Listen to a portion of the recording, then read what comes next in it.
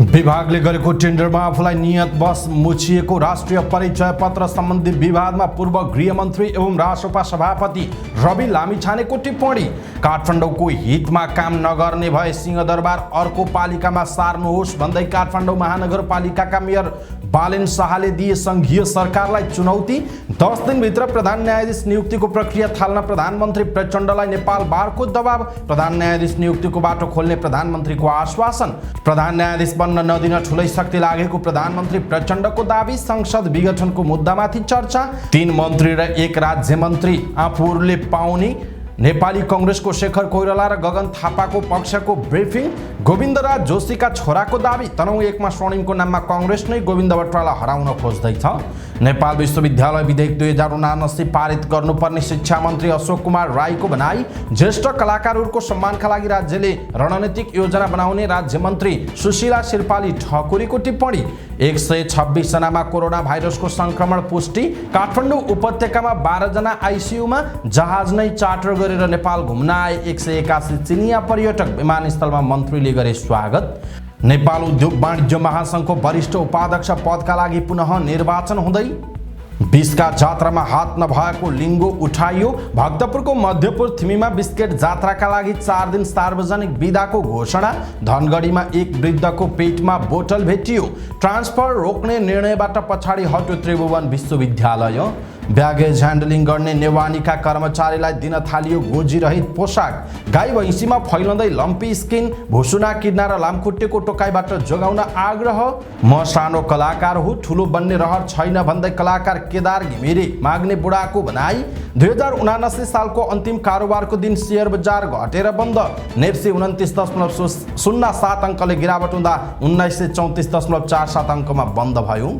अमेरिकी पूर्व राष्ट्रपति डोनाल्ड ट्रम्पद्वारा आफ्ना पूर्व वकिल विरुद्ध मुद्दा दायर।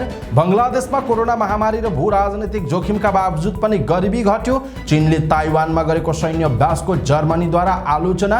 र इन्डियन वुमन्स लिग खेल्न 4 खेलाडी भारत प्रस्थान। दर्शक महानुभाव नमस्कार। समाचारपाटी.com को 2079 सालको अन्तिम न्युज बुलेटिनमा यहाँलाई हार्दिक स्वागत छ। म प्रहलाद चन्द्र घिमिरे। भोलि बिहान नेपाली समयअनुसार बिहान 5 बजे हाम्रो 2080 सालको पहिलो न्युज बुलेटिनमा भेट हुनेछ। सदाको जय आज पनि हामी उपस्थित भएका छौँ आजका दिनभरिका महत्त्वपूर्ण समाचार, ब्रेकिङ न्युज अपडेट लगायत तपाईँलाई काम लाग्ने हेर्नै पर्ने महत्त्वपूर्ण समाचारहरू लिएर। हाम्रो मेहनतका लागि यो भिडियोमा एउटा लाइक अवश्य गर्नुहोला। दर्शक महानुभाव पलपलको न्युज अपडेटका लागि हाम्रो च्यानललाई तपाईँले अहिलेसम्म सब्स्क्राइब गर्नुभएको छैन भने कृपया सब्स्क्राइब गर्नुहोस् अनि नजिकै आउने बेल आइकनलाई क्लिक गर्नुहोला। दैनिक रूपमा हेर्नुहुन्छ भने रेगुलर भनेर लेख्नुहोला। आज पहिलोचोटि हेर्दै हुनुहुन्छ भने फर्स्ट टाइम भनेर लेखिदिनु होला। आउनुहोस् दर्शक महानुभाव आजका महत्त्वपूर्ण समाचार सुरु गरौँ। राष्ट्रिय परिचय पत्र सम्बन्धी विवादमा विभागले गरेको टेन्डरमा आफूलाई नियतवश मुछिएको राष्ट्रिय स्वतन्त्र पार्टीका सभापति एवं पूर्व गृहमन्त्री रवि लामिछानेको भनाइको प्रसङ्गबाट। राष्ट्रिय स्वतन्त्र पार्टीका सभापति एवं पूर्व गृहमन्त्री रवि लामिछानेले राष्ट्रिय परिचय पत्र सम्बन्धी कार्यविधि र टेन्डरबारे उत्पन्न विवादमा आफ्नो प्रष्टीकरण दिनुभएको छ। विभागले गरेको टेन्डर आह्वानमा आफ्नो कुनै हस्तक्षेप नरहेको उहाँको भनाइरहेको छ। रवि 1 महिना गृहमन्त्री हुँदा राष्ट्रिय परिचय पत्रमा सङ्कलित वैयक्तिक र जैविक विवरण रुजु गर्ने जिम्मा सेटिङका आधारमा विदेशी कम्पनीलाई दिएको आरोपका सम्बन्धमा उहाँले फेसबुक मार्फत प्रष्टीकरण दिनुभएको हो। लामिछानेले राष्ट्रिय परिचय पत्र सम्बन्धी कार्यविधि पहिल्यै तयार रहेको र आफू मन्त्री भएपछि सम्बन्धित अधिकारीहरूको ब्रिफिङका आधारमा हस्ताक्षर गरेको उल्लेख गर्नुभएको छ। त्यो कार्यविधि पनि मैले गृह मन्त्रालयको कार्यभार सम्हाल्नु अघि नै मन्त्रालयमा तयार भएर तर्जुमाका लागि पेश भएको तथ्य मन्त्रालयका जो कसैलाई सोद्धा पनि हुन्छ। संयोगले म गएपछि कार्यविधि स्वीकृत भएको अवस्था हो। मेरो ठाउँमा अरू कोही भएको भए पनि प्रक्रियागत रूपमा अगाडि बढेको काम यसै गरी स्वीकृत हुन्थ्यो उहाँले लेख्नु भएको छ। राष्ट्रिय परिचय पत्र तथा पञ्जीकरण विभागले सङ्कलन गरेको विवरणलाई एकीकृत सार्वजनिक सेवासँग जोड्न नसकिएको तथा राष्ट्रिय परिचय पत्रको प्रयोग केवल राहदानीका लागि विवरण भेरिफिकेसन गर्ने बाहेक अन्यत्र हुन नसकेको पनि आफूलाई ब्रिफिङ गरिएको उहाँले बताउनु भएको छ। राष्ट्रिय परिचय पत्रको सार्वजनिक सेवासँग आबद्ध गर्नुपर्दछ। यसमा कसैको विमति हुन सक्दैन लामिछानेले लेख्नु भएको छ।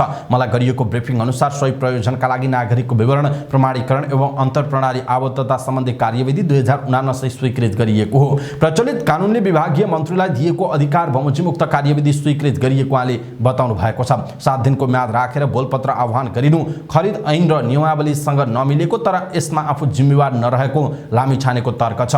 यो सम्बन्धित विभागले गर्ने कुरा भएको उहाँले बताउनु भयो। आफूले स्वीकृत गरेको कार्यविधि सहमतिका आधारमा नभएर खरिद नगरिएको पनि लामिछानेले स्पष्ट पार्नु भएको छ। उहाँले लेख्नु भएको छ, कुनै पनि खरिद प्रक्रियामा BQ तयार गर्ने, बोलपत्र आह्वान गर्ने, त्यस्तै गरी बोलपत्र आह्वानको म्याद कति राख्ने, योग्यता मूल्याङ्कन, छनौट र इजाजत प्रदान गर्ने काम सम्बन्धित विभागको हो। खरिद प्रक्रियामा लेखा उत्तरदायी अधिकारीले प्रचलित कानुनको पालना भए नभएको सुनिश्चित गरेर अगाडि बढाउने हो। यस्तो विषय गृहमन्त्री स्तरले गर्ने निर्णय नै होइन, न यसबारे गृहमन्त्री जानकार नै हुन्छन्। यसमा समेत मलाई मुछिनु उपनिर्वाचन अगाडि नियत बदनामीको प्रयासका रूपमा मैले लिएको छु। अधिकार प्राप्त निकाली यो विषयमा छानबिन गरी मेरो सधैँ सहयोग नै हुनेछ, उहाँले लेख्नु भएको छ। दर्शक महानुभाव, यसप्रति तपाईँको धारणा के छ? आफ्नो धारणा तलको कमेन्ट बक्समा कमेन्ट गर्नुहोला।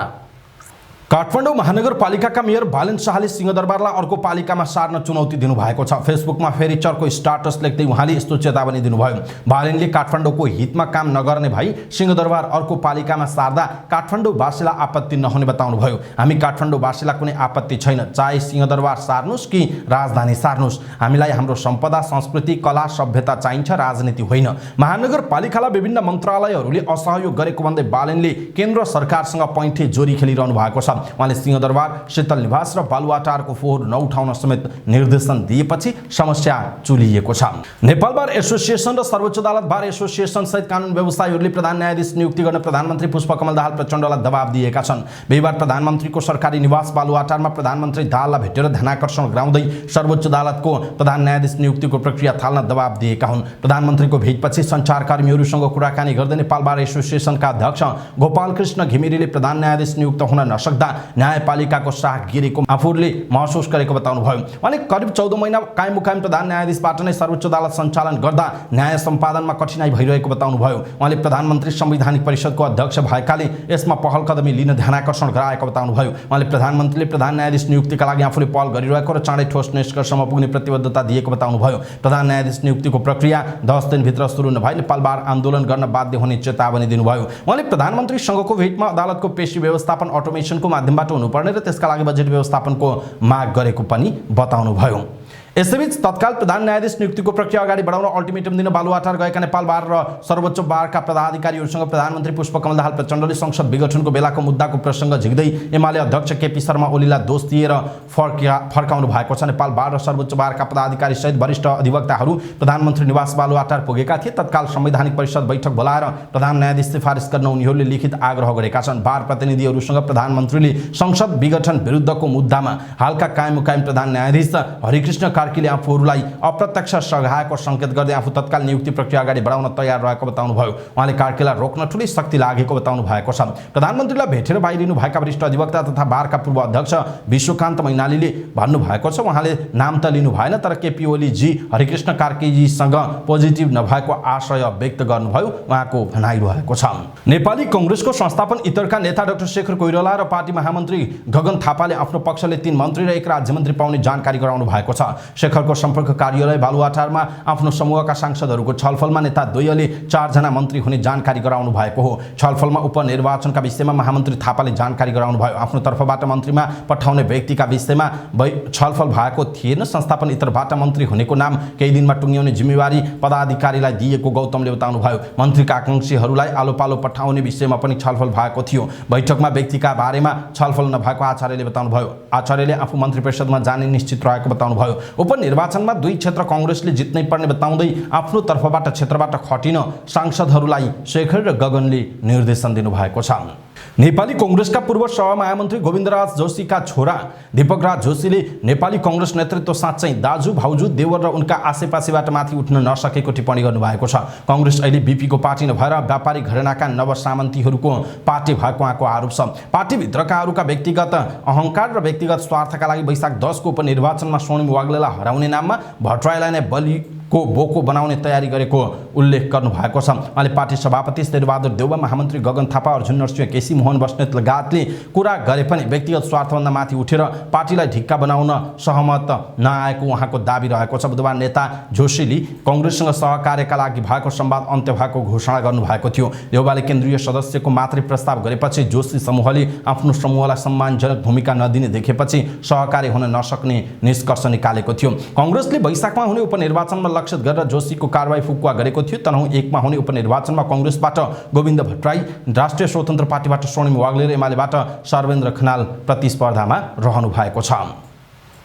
शिक्षा विज्ञान तथा प्रविधि मन्त्री अशोक कुमार राईले नेपाल विश्वविद्यालय विधेयक 2079 लाई पारित गर्नुपर्ने बताउनु भएको छ। राष्ट्रिय सभा अन्तर्गतको विधान व्यवस्थापन समितिमा नेपाल विश्वविद्यालय विधेयक 2079 को सैद्धान्तिक छलफलका क्रममा उठेका प्रश्नहरूको जवाफ दिँदै मन्त्री राईले विधेयकलाई पारित गर्नुपर्ने बताउनु भएको हो। उहाँले विधेयकबाट सरकार पछाडि नहट्ने स्पष्ट पार्नुभयो। उहाँले नेपाल विश्वविद्यालयलाई छुट्टै इकाइको रूपमा मात्रै नहेरेर समग्र शैक्षिक परिस्थिति र परिवेश मिलाएर अगाडि बढ्नुपर्ने पनि बताउनु भएको छ। उहाँले विधेयक अगाडि बढाउँदा कार्यान्वयन हुने गरी गर्नुपर्ने बताउनु भयो। आगामी दिनमा कुनै त्रुटि र कमी नहुने गरी विधेयकलाई अगाडि बढाउनु पर्नेमा उहाँको जोड रहेको छ। संस्कृति पर्यटन तथा नागरिक उड्डयन राज्य मन्त्री सुशीला शेर्पाली ठकुरीले ज्येष्ठ कलाकारहरूको सम्मानका लागि राज्यले रणनीतिक योजना बनाउने बताउनु भएको छ। काठमाडौँमा आयोजित एक कार्यक्रममा सम्बोधन गर्दै उहाँले यस्तो बताउनु भएको हो। उहाँले कलाकारहरू चलचित्रमा अभिनय गर्ने, गीत गाउने र नाच्न सक्ने बेलासम्मका लागि वाहवाही भए पनि ज्येष्ठ नागरिक भएको बेलामा उनीहरूलाई कसैले नहेर्ने देखिएको अवस्थालाई मध्यनजर गरी सरकारले ज्येष्ठ कलाकारहरूको सम्मानका लागि रणनीतिक योजना बनाएर अगाडि बढ्ने बताउनु भयो। उहाँले कलाकारहरूले देशको नाम विश्वमाझ पुर्याउन सफल र महत्त्वपूर्ण भूमिका खेल्ने गरेको र तिनै राष्ट्रिय कलाकारहरूलाई भविष्यको ग्यारेन्टी नहुने दुःखद अवस्थाको अन्त्य गर्न जरुरी रहेको बताउनु भयो। उहाँले कला क्षेत्रको सम्वर्धन गर्ने कुरामा राज्य गम्भीर रहेको बताउनु भएको छ। आगामी दिनमा नेपाललाई फिल्म हब बनाउनतर्फ लाग्नुपर्ने पनि उहाँको भनाइरहेको छ। पछिल्लो 24 घण्टामा 106 जनामा कोरोना भाइरसको संक्रमण पुष्टि भएको छ। 1488 जनाको नमुना परीक्षण गर्दा 106 जनामा संक्रमण पुष्टि भएको स्वास्थ्य तथा जनसङ्ख्या मन्त्रालयले जनाएको छ। यही अवधिमा 74 जना संक्रमण मुक्त भएका छन्। यसैबीच 24 घण्टामा 31555 जनाले कोरोना विरुद्धको खोप लगाएका छन्। अहिले सक्रिय संक्रमितको संख्या 435 रहेको मन्त्रालयले जनाएको छ। काठमाडौँ उपत्यकामा 27 जना आइसोलेसनमा, 12 जना सघन उपचार कक्ष आइसियुमा र 3 जना भेन्टिलेटरमा उपचाररत छन्। केही दिन यता नेपालमा कोरोना भाइरसको संक्रमण बढिरहेको छ। संक्रमण बढेसँगै स्वास्थ्य मापदण्डको पालना गर्न र कोरोना विरुद्धको खोप लगाउन मन्त्रालयले आग्रह गरेको छ। नेपाली नयाँ वर्षको पूर्व सन्ध्यामा नेपाल भ्रमणमा आएका चिनिया पर्यटकहरूलाई त्रिभुवन अन्तर्राष्ट्रिय विमानस्थलमा पञ्चबाजासहित स्वागत गरिएको छ। चिनिया पर्यटकहरूलाई संस्कृति पर्यटन तथा नागरिक उड्डयन मन्त्री सुदन किराती, नेपालका लागि चिनिया राजदूत छेङ सोङ लगायतले खादामाला लगाइदिएर स्वागत गर्नुभयो। आज बिहान 181 जना चिनिया पर्यटकहरू हिमालय एयरलाइन्सको विमान चार्टर गरेर नेपाल भ्रमणमा आएका हुन्। विभागका महानिर्देशक होम प्रसाद लुइटेलले भन्नुभएको छ, एकै लटमा यति धेरै पर्यटकहरू नेपाल आउनु हाम्रा लागि खुसीको कुरा हो। त्यसैले मन्त्रीज्यू, राजदूत र हामीहरू विमानस्थलसम्म पुगेर स्वागत गर्यौँ। 700 चिनिया पर्यटकहरू नेपाल भ्रमणमा आउन लागेको र त्यही समूहको पहिलो लट नेपाल आएको लुइटेलको भनाइ छ। पर्यटकहरूलाई नेपाली मौलिक बाजा पञ्चबाजा बजाएर स्वागत गरिएको हो। पर्यटकहरूले नेपाल र चीनको झण्डा बोकेका थिए। नेपाल उद्योग वाणिज्य महासङ्घको वरिष्ठ उपाध्यक्ष पदको लागि पुनः निर्वाचन भइरहेको छ। बुधबार भएको निर्वाचनमा वरिष्ठ उपाध्यक्षका कुनै पनि उम्मेदवारले 50% मत ल्याउन नसकेकाले पुनः निर्वाचन भएको हो। वरिष्ठ उपाध्यक्षका उम्मेदवार उमेशलाल श्रेष्ठ र अञ्जन श्रेष्ठ बीच पुनः प्रतिस्पर्धा भएको छ। रामचन्द्र सङ्घाई भने चुनावी प्रतिस्पर्धाबाट बाहिरिनु भएको छ। पहिलो चरणको मतदानमा अञ्जनले 37.99, उमेशले 31.99 र रामचन्द्रले 30.46 मत ल्याएको मुख्य निर्वाचन अधिकृत लीलामणि पौडेलले बताउनुभयो। उहाँले महासङ्घमा वरिष्ठ उपाध्यक्षमा निर्वाचित हुन 50% भन्दा बढी मत ल्याउनु पर्ने भए पनि चुनावी प्रतिस्पर्धामा रहेका वरिष्ठ उपाध्यक्षका उम्मेदवारहरूमध्ये कुनै एक उम्मेदवारले 50% भन्दा धेरै मत नपुग्ने भएकाले पुनः 2 जना उम्मेदवार बीच निर्वाचन भएको जनाइएको छ। बिस्का जात्राको क्रममा बिहीबार दिउँसो पोट्री स्क्वायरमा हात नभएको लिङ्गो उठाइएको छ। बिहीबार भक्तपुरको सिद्ध जात्रा बिस्केट जात्राको लिङ्गो उठाइएको हो। प्रत्येक वर्षको अन्तिम दिन मध्याह्नमा यसरी नै लिङ्गो उठाउने गरिन्छ। यो लिङ्गोलाई स्थानीय टोलवासीले उठाउने गर्छन्। डोरीको सहायताले लिङ्गोलाई उठाउने गरिन्छ। लिङ्गो उठाएको हेर्न हजारौं स्थानीयवासी पुग्ने गरेका छन्। प्रसिद्ध बिस्का जात्राको चौथो दिन लिङ्गो उठाइन्छ। जात्रा 27 गतेदेखि नै सुरु भएको छ। 5 तले मन्दिर अगाडि राखेर बनाइएको भैरवनाथको रथ तान्ने क्रमको सुरुवातसँगै जात्रा सुरु भएको थियो। यो जात्रा हेर्न 10,000 मानिस जात्रास्थल पुग्ने गर्छन्। भक्तपुरको बिस्केट जात्रा 8 रात 9 दिन लामो हुने गर्दछ। जात्रा 5 वैशाखमा सकिने बताइएको छ। यसैबीच नयाँ वर्षको अवसरमा मध्यपुर थिमी नगरपालिकाले 4 दिन सार्वजनिक बिदा दिएको छ। नगरपालिकाले नयाँ वर्षमा मनाइने ऐतिहासिक एवं सांस्कृतिक महत्त्वको बिस्का अर्थात् बिस्केट जात्राका लागि आजदेखि 4 दिन सार्वजनिक बिदा दिने निर्णय गरेको हो। नगरपालिकाका उपमेयर विजय कृष्ण श्रेष्ठले वैशाख 3 गतेसम्म सार्वजनिक बिदा दिने निर्णय गरिएको बताउनुभयो। सेती प्रादेशिक अस्पतालमा उपचार गर्न गएका एक वृद्धको पेटमा बोतल भेटिएको छ। धनगढीको फुलबारी बस्ने 61 वर्षीय जमन सिंह रोक्का मगरको एक्सरे गर्दा पेटमा रक्सीको बोतल देखिएको अस्पतालले जनाएको छ। प्रादेशिक अस्पतालका सूचना अधिकारी मेघराज उपाध्यायले दिएको जानकारी अनुसार बिहिबार पेट दुखेपछि अस्पताल आएका रोक्का मगरको एक्सरे गर्ने क्रममा बोतल देखिएको हो। उनका अनुसार केही दिन अघि मदिरा सेवन गर्ने क्रममा साथीले मलद्वारबाट बोतल पेटमा घुसाइदिएको बताएका छन्। उनको प्रादेशिक अस्पतालमा उपचार भइरहेको छ। यसअघि रौतहटका एक युवकले पेटमा पनि यस्तो बोतल भेटिएको थियो। चितवनको भरतपुर स्थित पुरानो मेडिकल कलेजका चिकित्सकले शल्यक्रिया गरी उनको पेटबाट बोतल निकालेका थिए। त्रिभुवन विश्वविद्यालय प्राज्ञिक परिषदले विद्यार्थीले स्थानान्तरण अर्थात् ट्रान्सफर हुन नपाउने निर्णय तत्कालका लागि स्थगित गरेको छ। बुधबार बसेको त्रिवी प्राज्ञिक परिषदको बैठकले विद्यार्थीले कलेज स्थानान्तरण गर्न नपाउने निर्णय स्थगन गर्ने निर्णय गरेको हो। गत फागुन 28 गते त्रिभुवन विश्वविद्यालय प्राज्ञिक परिषदको बैठकले सम्बन्धन प्राप्त कलेजबाट आंगिक क्याम्पसमा र आंगिकबाट सम्बन्धन प्राप्त निजी कलेजमा हुने विद्यार्थीहरूको स्थानान्तरण रोक्ने निर्णय गरेको थियो। मानविकी तथा सामाजिक शास्त्र संकायकी डिन प्राध्यापक डाक्टर कुसुम साक्यले हाललाई उक्त निर्णय स्थगन भएको जानकारी दिनुभयो। परिषदले थप निर्णय गर्नका लागि विद्यार्थी कल्याण तथा खेलकुद निर्देशनालय प्रमुख डाक्टर पशुपति अधिकारीको संयोजकत्वमा अध्ययन समिति गठन गरेको छ। उक्त समितिले सुझाव दिए अनुसार परिषदले निर्णय गर्ने बताइएको छ।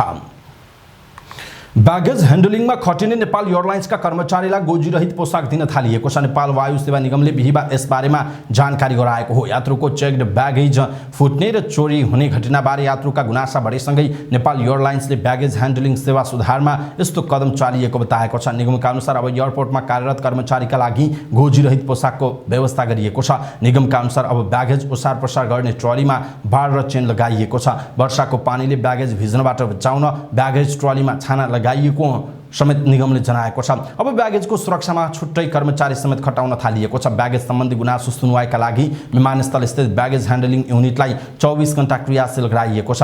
यसका साथै सीसीटीभी र सुरक्षाको निगरानी समेत चुस्त बनाइएको छ। सेवालाई अन्तर्राष्ट्रिय स्तरको बनाइएको भन्दै निगमले यस्ता घटना भएमा अन्तर्राष्ट्रिय नियमअनुसार उचित क्षतिपूर्ति दिने समेत निगमले प्रतिबद्धता व्यक्त गरेको छ। गाई भैँसी लगायत पशु चौपाईमा लाग्ने लम्पी स्किन रोग थप फैलने जोखिम बढेको छ। रोगको महामारी फैलिएपछि किसानहरू चिन्तित भएका छन्। चितवन, बैतडी, पाल्पा, इलाम, सङ्खुवासभा, खोटाङ लगायतका जिल्लामा फैलिएको रोगको प्रभावकारी उपचार हुन सकेको छैन। कतै कतै पशु चौपाई मर्न थालेका छन्। पालिका तथा कृषि ज्ञान केन्द्रबाट लम्पी स्किन रोगको प्रभावकारी उपचार विधि पाउन नसकेको किसानको गुनासो छ। विगतमा फाटाफुट्टा मात्रै पशु चौपाईमा देखिने गरेको यो रोगको संक्रमण यस वर्ष थप फैलिएको हो। नेपाल कृषि अनुसन्धान परिषद नारको पशु तथा मत्स्य अनुसन्धान निर्देशक डाक्टर दोजराज खनालका अनुसार गाई भैँसीमा ज्वरो आउने र शरीरको विभिन्न भाग तथा भित्री तहमा गाँठाकोठी देखिने, गाँठाकोठीबाट पानी बग्ने र पाक्ने, पशु छटपटाउने, दुब्लाउँदै जाने, खुट्टा खोच्याउने, दूध उत्पादन घट्ने लगायतका लक्षण देखिने गरेको छ। लम्पी स्किन रोग नियन्त्रणका लागि अहिलेसम्म ठोस उपचार र भ्याक्सिन विकास नभएकाले रोगको लक्षण अनुसार उपचार हुँदै आएको विज्ञको भनाइ छ। रोग लागेका पशु चौपाईलाई चरणमा नलैजान र क्वारेन्टिन गरी उपचार गर्न पशु सेवा विभागका उपमहानिर्देशक एवं पशुपक्षी रोग अन्वेषण तथा नियन्त्रण महाशाखाका प्रमुख डाक्टर वरुण कुमार शर्माको सुझाव रहेको छ।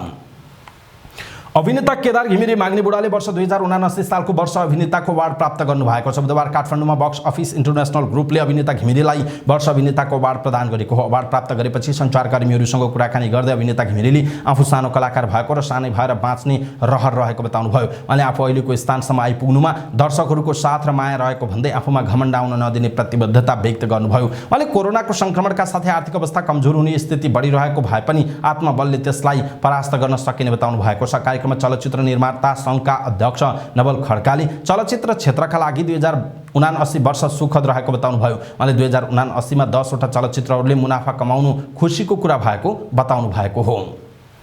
नेप्सेमा 29 अङ्कको गिरावट भएको छ। 2079 सालको अन्तिम कारोबारको दिन शेयर बजार घटेर बन्द भएको छ। साताको अन्तिम कारोबारको दिन बिहिबार शेयर बजार परिसूचक नेप्सेमा 1.48% गिरावट भएर बन्द भएको हो। मौद्रिक नीति खोकुलो बनाउँदै लैजाने राष्ट्र बैङ्कको सङ्केत र वैशाख 1 बाट निक्षेपको ब्याज दर घटाउने ब्याङ्कर्स सङ्घको निर्णयसँगै बुधबार नेप्सेमा 92.22 अङ्कको उच्च वृद्धि भएको थियो। तर 2079 सालको अन्तिम दिन बिहिबार नै नेप्सेमा करेक्सन आएको छ। बिहिबार बजार परिसूचक नेप्से 29.07 अङ्कले गिरावट हुँदा 1934.47 अङ्कमा बन्द भएको भएको छ। बिहिबार शेयर बजारका सबै उपसूचकहरू घट्दा नेप्से पनि ओह्रालो लागेको हो। त्यस्तै गरी विकास बैंक उपसूचक सर्वाधिक 2.48% ले गिरावट हुँदा उत्पादनमूलक उपसूचक 2.33% ले घटेको छ। त्यस्तै बजारलाई लिड गर्ने बैंकिङ उपसूचक पनि 1.56% ले गिरावट भएको छ। नेप्सेमा करेक्सन हुँदा कारोबार रकम पनि खुम्चिएको छ। बुधबार 1 अर्ब 97 करोड रुपैयाँको कारोबार भएको शेयर बजारमा बिहिबार भने घटेर 1 अर्ब 65 करोड 33 लाख रुपैयाँमा झरेको छ। 44,708 वटा कारोबारमा 49,13,702 किता धितुपत्र खरिद हुँदा उक्त रकमको कारोबार भएको हो, जसमध्ये शिवम सिमेन्टको सर्वाधिक 8 करोड 43 लाखको कारोबार भएको छ। यस्तै हिमालयन डिस्टिलरीको 6 करोडको कारोबार हुँदा एनआईसी एसिया बैंकको 5 करोड 35 लाख रुपैयाँको कारोबार भएको छ। बिहिबार नेप्सेमा कुल 218 कम्पनीको शेयर कारोबार हुँदा 186 कम्पनीको शेयर मूल्यमा गिरावट भएको छ। त्यस्तै 28 कम्पनीको शेयर मूल्य गिरावट हुँदा 4 कम्पनीको शेयर मूल्यमा गिरावट भएको जनाइएको छ। बिहिबार कारोबार भएका मध्ये आदर्श लघुवित्त, कालिन्चोक दर्शन र मोलुङ हाइड्रो पावरको शेयर मूल्य बढेर सकारात्मक सर्किट मूल्यमा बन्द हुँदा खप्तर लघुवित्तको शेयर मूल्य 7.95% ले वृद्धि भएको छ। एनआरएन इन्फ्रास्ट्रक्चर एन्ड डेभलपमेन्ट कम्पनीको शेयर मूल्य सर्वाधिक 4.94% ले गिरावट हुँदा धौलागिरी लघुवित्तको शेयर मूल्य 4.75% र एक्सेल डेभलपमेन्ट बैंकको शेयर मूल्य 4.50% ले गिरावट भएको जनाइएको छ। अमेरिकी पूर्व राष्ट्रपति डोनाल्ड ट्रम्पले आफ्ना पूर्व वकिल विरुद्ध मुद्दा दायर गरेका छन्। पूर्व वकिल माइकल कोहेनले आफूसँगको सम्झौता उल्लङ्घन गरेको भन्दै उनले $50 करोड क्षतिपूर्तिको माग गर्दै मुद्दा दायर गरेका हुन्। पूर्व राष्ट्रपति ट्रम्पले बुधबार फ्लोरिडाको संघीय अदालतमा मुद्दा दायर गरेको पूर्व वकिल कोहेनले सार्वजनिक बयान, अन्तर्वार्ता, पुस्तक र सञ्चार माध्यम मार्फत आफ्नो बारेमा अफवाह फैलाएको आरोप लगाएका छन्। पूर्व राष्ट्रपति ट्रम्पले एक कानुन व्यवसायीका रूपमा आफूसँग जोडिन आउने ग्राहकको हितमा काम गर्नुपर्ने कोहेनले आफ्नो कर्तव्य उल्लङ्घन गरी व्यक्तिगत विवरण सार्वजनिक गरेको आरोप लगाएका छन्। वकिल कोहेन मार्फत अमेरिकी पोर्न स्टार स्टोमी डानियल्सलाई आफ्नो सम्बन्धको बारेमा चुप बस्न सन् 2016 को चुनावअघि $1,30,000 अमेरिकी दिएकोमा 34 वटा मुद्दामा ट्रम्प विरुद्ध मुद्दा अदालतमा विचाराधीन अवस्थामा रहेको जनाइएको छ। कोभिड-19 को महामारी र भू राजनीतिक जोखिमका बावजुद बंगलादेशको गरिबी दर सन् 2022 मा 18.7% मा झरेको छ। सन् 2016 को 24.3% बाट गत वर्ष 18.7% मा झरेको बंगलादेशको तथ्याङ्क ब्युरो बीबीएसले को पछिल्लो तथ्याङ्कले देखाएको छ। राष्ट्रिय तथ्याङ्क एजेन्सीले बुधबार आफ्नो पारिवारिक आय र व्यय सर्वेक्षण सार्वजनिक गर्दै बंगलादेशको चरम गरिबी दर घटेर 5.6% मा झरेको उल्लेख गरेको छ। यसअघि सन् 2016 मा गरिएको सर्वेक्षणले गरिबी दर 24.3% र चरम गरिबी दर 12.9% रहेको देखाएको थियो। योजना मन्त्री एमए मन्नालले कोभिड-19 को महामारी र रुस युक्रेन द्वन्द्वले बंगलादेशको उपलब्धिमा ठूलो धक्का लाग्ने चिन्ताका बावजुद दक्षिण एसियाली मुलुकको गरिबी दरमा उल्लेखनीय गिरावट आएको बताएका हुन्। जर्मनीका विदेश मन्त्री एनालेना बेयरबोकको बेइजिङ भ्रमणको पूर्व सन्ध्यामा जर्मनीले ताइवानमा हालै भएको सैन्य अभ्यासबाट चीनले तनाव बढाएको आरोप लगाएको छ। चेतावनीका लागि सैन्य हावभाव जस्ता उपायले अनपेक्षित सैन्य भिडन्तको जोखिम बढाएको हाम्रो बुझाइ छ, विदेश मन्त्रालयका प्रवक्ता एन्ड्रिया सासेले भनेका छन्। जर्मनीले यस क्षेत्रमा तनाव कम गर्न योगदान गर्न आफ्ना अन्तर्राष्ट्रिय साझेदारहरूसँग काम गरिरहेको उनले बताएका छन्। बेयरबोक बुधबार चीनका लागि प्रस्थान गरेका छन्। उनले ताइवान र युक्रेनको युद्धबारे शीर्ष चिनिया विदेश र रक्षा अधिकारीहरूसँग छलफल गर्ने बताइएको छ। फ्रान्सका राष्ट्रपति इम्यानुएल म्याक्रोको बेइजिङ भ्रमणपछि यो विषयले निकै चर्चा पाएको छ। म्याक्रोले गत साता चीनबाट फर्कने क्रममा ताइवानबारे युरोपेली अमेरिकी नीति मान्न नहुने भन्दै केही पश्चिमा मित्र राष्ट्रको आलोचना गरेका थिए। शासै र चान्सलर ओलाफ स्कोल्जका प्रवक्ताले बुधबार पत्रकार सम्मेलनमा म्याक्रोको टिप्पणीको जवाफ माग्दा टिप्पणी गर्न अस्वीकार गरेको जनाइएको छ। इन्डियन्स वुमन्स लिगमा व्यावसायिक फुटबल खेल्न नेपाली राष्ट्रिय टिमका 4 जना खेलाडी भारत प्रस्थान गरेका छन्। साबिक विजेता गोकुलम केरलाबाट खेल्ने स्ट्राइकर सावित्रा भण्डारी, सेथु एफसीबाट खेल्ने गोलरक्षक एन्जिला तुम्बापु सुब्बा र किक स्टार्टबाट खेल्ने सरू लिम्बू र रेणुका नगरकोटी भारत गएका हुन्। सावित्राले सन् 2018-19 को सिजनदेखि नै भारतमा व्यावसायिक लिग खेलिरहेका छिन्। सरू र मेनुका यसअघि 2020 को सिजनमा अनुबन्ध भए पनि कोरोना महामारीका कारण प्रतियोगिता स्थगित भएपछि खेल्न नपाएको जनाइएको छ। नेपाली टिमकी उदयमान खेलाडी दिपा साई पनि लडर्स एफसीका लागि अनुबन्धित भइसकेकी छिन्। सन् 2016 देखि सुरु भएको भारतीय महिला फुटबल लिगमा 16 टिम रहेका छन्। नयाँ संस्करणको प्रतियोगिता 25 अप्रिलदेखि सुरु हुनेछ। सहभागी 16 टिमलाई 2 समूहमा बाँडेर प्रतिस्पर्धा गराइनेछ। हरेक समूहको शीर्ष 4 टिम क्वालिफाइनलमा प्रवेश गर्ने जनाइएको छ। अवस्था समाचारपाटी.com को न्युज बुलेटिन अहिलेका लागि यति नै। 2079 सालको अन्तिम न्युज बुलेटिन हो यो र भोलि बिहान 5 बजे नेपाली समय अनुसारको 5 बजे खास गरी समाचार पार्टी न्युज बुलेटिन 2080 सालको पहिलो दिनको न्युज बुलेटिन आउनेछ। यो आउँदै गरेको नयाँ वर्ष 2080 को यहाँहरूलाई धेरै धेरै शुभकामना छ। 2079 मा बन्न नसकेका कामहरू 80 मा बनुन्। सुख शान्ति समृद्धि सुस्वास्थ्य दीर्घायु अनि उत्तरोत्तर प्रगतिको हार्दिक मङ्गलमय कामना। स्वस्थ व्यस्त र मस्त रहनुहोला यही कामना गर्छु र ह्यापी न्यू इयर भन्न चाहन्छु। नयाँ वर्ष नववर्ष 2080 को यहाँहरूलाई धेरै धेरै शुभकामना छ समाचार पार्टीको तर्फबाट र मेरो व्यक्तिगत तर्फबाट पनि। यहाँहरूले पनि आफ्ना शुभकामनाका सन्देश तलको कमेन्ट बक्समा कमेन्ट गर्नुहोला। हाम्रो प्रस्तुति 2079 मा कस्तो लाग्यो त्यो कुरा पनि लेख्नुहोला। 80 मा हामी कसरी अगाडि बढ्दा राम्रो होला त्यो कुरा पनि लेखिदिनु होला। हाम्रो मेहनतका लागि यो भिडियोलाई एउटा लाइक अवश्य गर्नुहोला दर्शक महानुभाव। अनि हाम्रो च्यानललाई अहिलेसम्म सब्स्क्राइब गर्नु भएको छैन भने आज 79 को अन्तिम दिन सब्स्क्राइब गर्नुहोस्। सधैँभरि सम्झना हुनेछ समाचार पार्टीसँगको यात्रा अझ यादगार हुनेछ। त्यसकारणले चाहिँ सब्स्क्राइब गर्नु भएको छैन भने सब्स्क्राइब गर्नुहोस् अनि नजिकै आउने बेल आइकनलाई क्लिक गर्नुहोला। पलपलको न्युज अपडेटका साथ समाचार पार्टी न्युज बुलेटिनमा भोलि बिहान 5 बजे फेरि हाम्रो भेट हुनेछ। समाचार पार्टी हेर्दै गर्नुहोस्। नमस्कार।